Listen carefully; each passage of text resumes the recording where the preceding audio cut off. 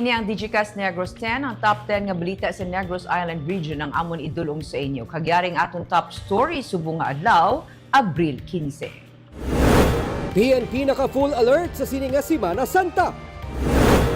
Noseco nag-anunsyo sang piso kag 65 sentimos nga saka sa bilis sang kuryente. Trekking kag religious activity sa Bulkan Kanlaon sininga Semana Santa wala ginatugutan. Magunguma, patay sa pagpaniro sa banwasang Tuboso. Kag sa good vibes, nag-rank 1 sa MedTech Board Exams nga taga Negros, rank 5 sa Physicians Board Exams. Initanan sa Digicast Negros X.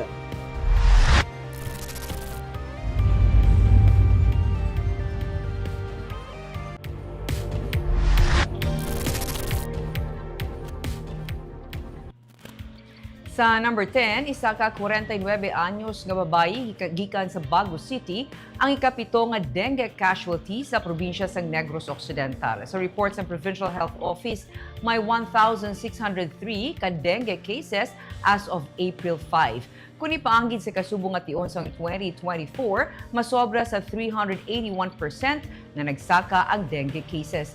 Nagapabili na ang Bago City nga may pinakamadamo nga dengue cases nga gin-report, 320. Kalabanan sa mga nagmasakit sa dengue, yara sa 11 to 20 years old nga age group. Padayon nga nag-aabiso ang gobyerno probinsyal sa publiko nga hindi magpabaya kung may ginabatsyag. Sunod kay Governor Eugenio Jose Lacson, kung nagahilanat mas maayo nga kabigo na ini nga daw dengue kag magpakonsulta. Sulit-sulit man ang panugyan sa publiko nga magmangin matinlo sa palibot agud malikawan ang anuman nga balatian lakip na ang dala sang lamok. April 5, we have 7 deaths already because of dengue. And of course, our advice now is still the same, no? Especially when a child is feverish or anybody for that matter, no? Consider it as dengue. Have yourself checked, no, immediately, because right now parang they mix it up with trangkaso only, no? But just to make sure, have yourself checked with dengue, especially if you have high fever.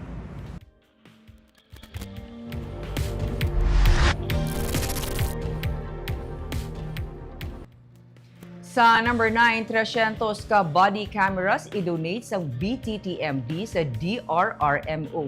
Bangod hindi makalawig sa isa ka oras ang battery sa mga nabakal nga body cameras sa Bacolod Traffic and Transportation Management Department, plano na lamang karon ni Officer in Charge Patrick Lacson nga i-donate ini sa Bacolod Disaster Risk Reduction Management Office. Ginsiling ni Lacson nga sarang ini magamit sa mga emergency responders kag bisan sa iban pa nga mga ahensya. Sa baylo nga ibalik pa 300 ka mga body camera units tuyo sang pamunuan sang BTTMD nga magbakal sang 20 ka mga units nga mas maayo kag sarang magamit sa mga traffic personnel sang inoras. Ang mga body cameras ang gin-request sadto sang BTTMD para mangin transparent ang pagserbisyo sa mga traffic personnel kag magamit ang mga kuha sang body camera sa mga pag-usisa sang insidente kag reklamo.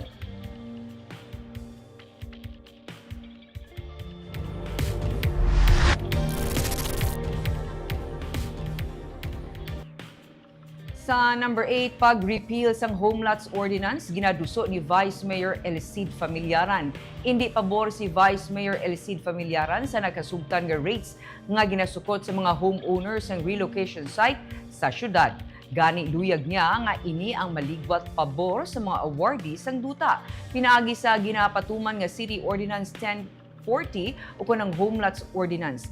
May 360 pesos per square meter ang ginasukot sa mga original homeowners sa Progreso Village sa Barangay Vista Alegre, kag nagalabot naman sa 1,800 pesos per square meter ang para sa non-original o kun mga buyers ang duta. Nagagwa nga kapin sa 3,100 pesos ang mangin bulanan nga balayran sang original awardee sa average nga 64 square meters nga duta sa sulod sang 3 ka tuig.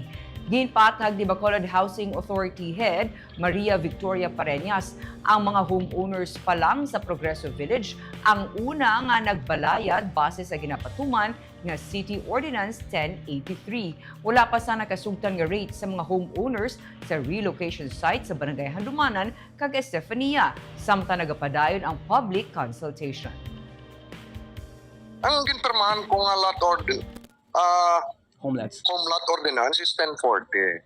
Ang 1042 guidelines at policies nga nag-govern sa aton relocation sites and other relocation sites nga itungkod pagid.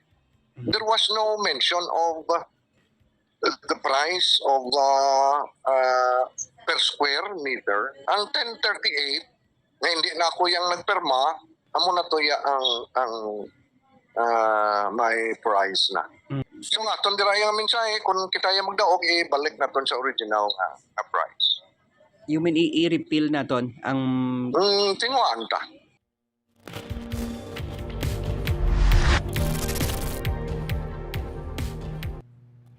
Sa number 7, mangunguma patay sa pagpaniro sa Toboso. Anay priso gintiro patay sa Banwa sang Toboso. Biktima tuyo pakuntani nga magpalagyo. Patay si alias Rick matapos gintiro sa wala makilala nga mga persona sa sitio Bairan, Barangay General Luna sa Toboso kainasang aga.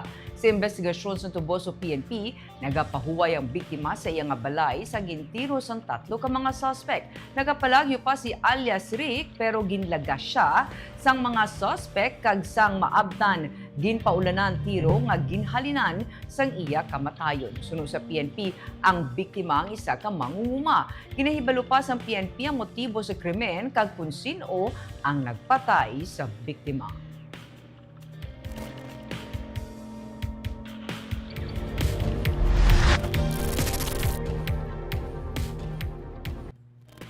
Sa number 6, Noseco ang nag-anunsyo sa nga 1.65 pesos per kilowatt hour nga saka sa bilis ang kuryente.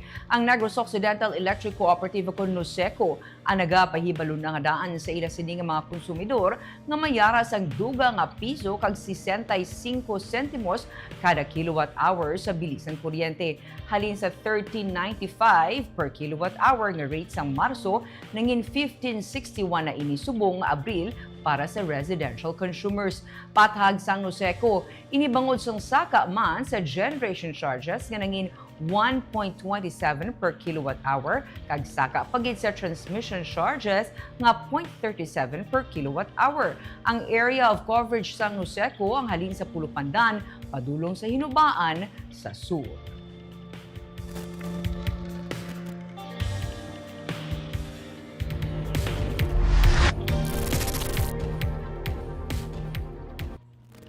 Sa number 5, Task Force sa Tubig Hayahay ginporma sini nga tig-ilinit.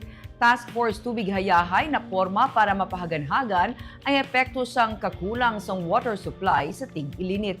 Agud nga mas mahandaan kag mapahaganhagan ang epekto sang kakulang sang water supply sa syudad karon nga tig-ilinit, mangin prioridad sa natukod nga Task Force Tubig Hayahay ang monitoring kag pagpasiguro sa mga nagakaigo nga tikang nalakip diri ang pagrasyon sang tubig sa mga barangay. Kabahin sa nakasugtan sa pagsinapol ni Mayor Albi Benitez upod sa Basiwa Prime Water kag Negros Power ang pag-energize ang bulk water supply project sa matap ang river agud ma-inject ang dugang nga 3 million liters a day o kun MLD nga supply sang tubig. Plano sa syudad nga magdugang sang water tanks nga ipahamtang sa Barangay Mansilingan, Takuling, Villamonte, Estefania, Alihis, Barangay 30, Felisa, Tangub, Handumanan, kag Kabug nga ginapaabot maapektuhan sang pagninit sang water supply. Halin sa 84 MLD sa nagdigid nga semana, nanaog sa 77 MLD ang kabilugan nga supply sang Basiwa Prime Water. Pagi sa Bacolod Bulk Water Incorporated, plano sang water distribution utility nga mag-tap sang pipeline sa Caliban River sa Banwa sa Murcia para sa ginapaabot duga nga 5 MLD sa masunod nga binulan.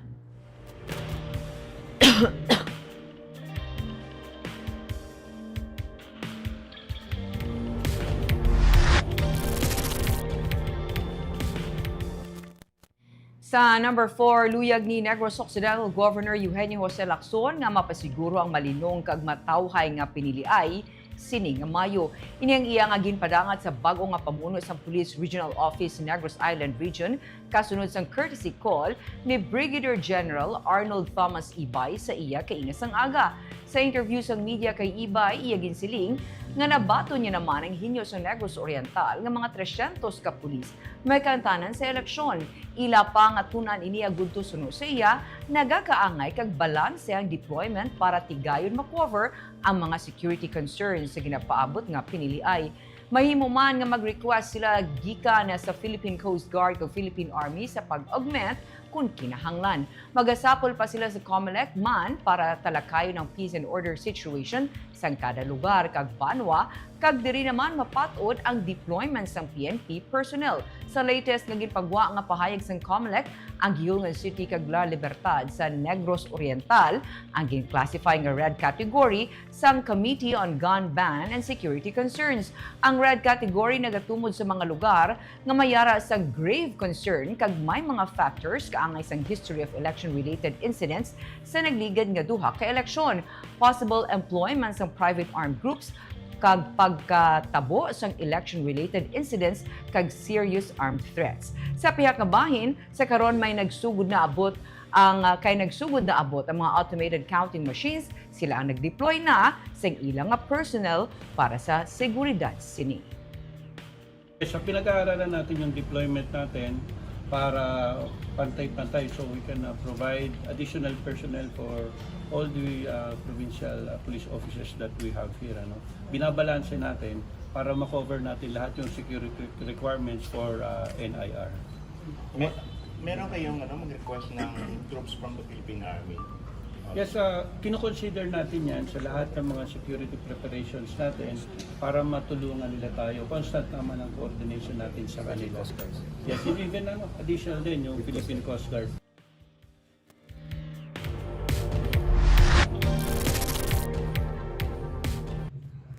Sa number 3, trekking kag religious activity sa Bulkan Kanlaon sini nga Semana Santa wala ginatugutan. Antes pa man napasaka sa alert level 2 kag alert level 3 ang Bulkan Kanlaon, paborito na ini sang pila ka mga trekkers nga sakaon kada Semana Santa. Magluwas diri, may mga persona man nga nagasaka sa bulkan kung Semana Santa sa paghimo sang mga ritual. Ang iban diri mga manugbulong. Pero ang Task Force Kanlaon na nagapahibalo na nga hindi anay pwede magsaka ilabi na sa sulod sang 6 kilometer danger zone sang bulkan kay delikado katama. Kahapon lang sa makatatlo ka beses nga nagbugas ang abo ang bulkan kag isa diri halos duha ka oras. May 33 man ka mga volcanic earthquakes na na-record sa Kanlaon sang kahapon kag 5 ka volcanic tremors. Ginabisuhan na sang task force ang tanan nga mga disaster risk reduction management officers nga mangin alerto sini nga Semana Santa en kaso may aktibidad liwat sa bulkan na nagapabilin sa alert level 3.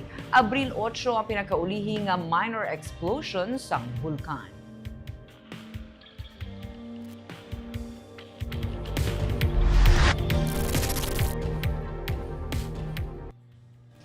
Sa number 2, Disaster Risk Reduction Management Office Bacolod maga-deploy sang emergency responder sa mga beach resort kag simbahan sa Semana Santa. Upod sa mga police personnel kag mga volunteer maga-deploy man sang emergency responder sa mga simbahan ang katapos ng DRRMO Bacolod. Ginsiling ni DRRMO Head Dr. Ana Maria Laarni Pornan nga ginapaabot ang pagdagsa sa mga tumuluo sa mga simbahan Katoliko sa Huwebes kag Biyernes Santo. Pero sa adlaw sang Sabado kag Domingo sa mga beach resort naman ang prioridad sa DRRMO. Tinutuyo sa mga emergency responders nga mapaiway ang insidente sa pagkalumos. Nagapangabay si Pornan sa mga ginikanan nga bisan pa may mga lifeguards sa mga resorts, importante gihapon nga mabantayan ang mga maggagmay nga kabataan. Kabahin sa deployment plans ng DRRMO ang pagtalana sa mga personnel sa mga seaport. So, ng mga bata, bantayan gini. Hindi mo lang pag-isalig na may lifeguard. Siyempre, isa mo lang lifeguard. Kung ay mo bata, bantayan mo. Hindi pag-ibili lang kasi simple na. Especially sa bata man. Kasi siyempre, bata yung mampamay mo. So, dapat ang may adult yung na-supervise sa ina.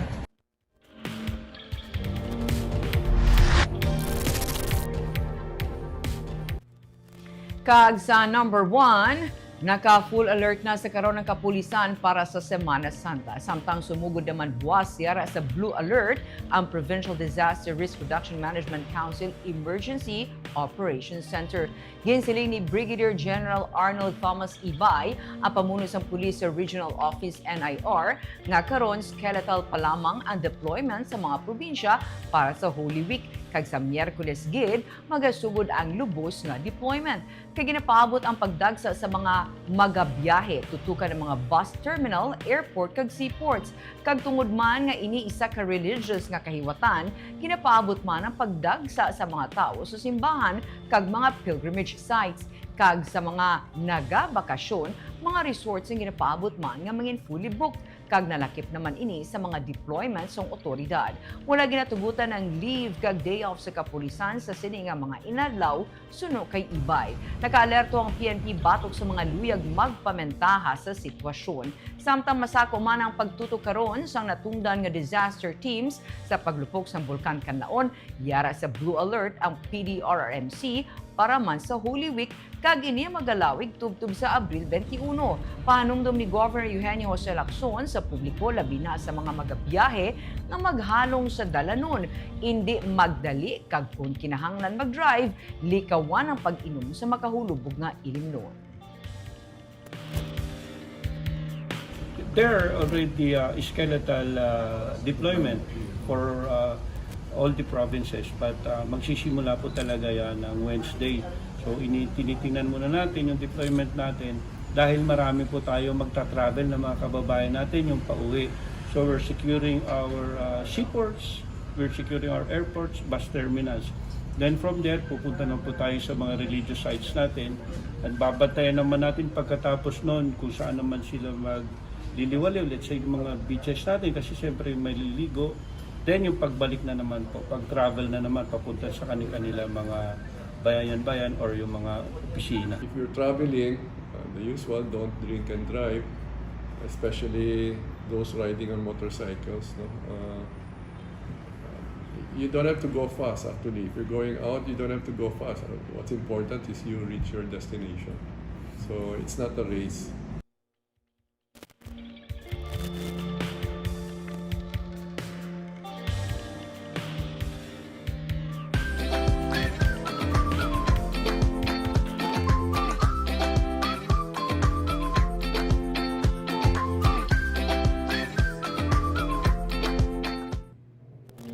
Kag sa good vibes, nag-rank 1 sa Physical Therapist Licensure Exams nga taga Negros, rank 5 sa Physician's Licensure Exams. Rank 5 sa bago gid lamang natapos nga Physician's Licensure Exams ang taga La Carlota City nga si Krisha Badillo. Nakakuha siya sang 86.50 nga rating nga nagbutang sa iya sa rank 5 sa board exams para sa mga doktor. Si Badillo ang nag-top sang 2018 nga Physical Therapist Licensure Examination. Nagtapos siya sang iyang Bachelor of Science in Physical Therapy sa Riverside College kag sang iyang Medicine sa West Visayas State University. Ang lokal nga panguluhan sa La Carlota City nagapanginbulahan man sa kay Badilla sa iya nga nalabot.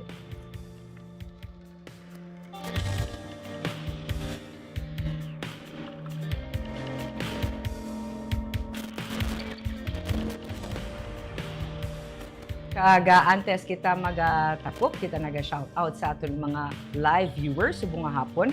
Kay Gloria Bantige, good afternoon man sa imo, naga-lantaw siya gikan sa Pulupandan.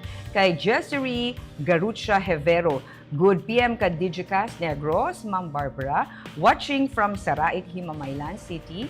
God bless. Kay Mansueto Marfil, may hapon man sa imo. Kag kay Jel Wen, good PM Ma'am Barbara, Digicast Negros, Blessed Holy Week sa tanan. Kagamuyato ang top 10 stories of the day, tubtubwas. Ako si Barbara Mijares, may hapon.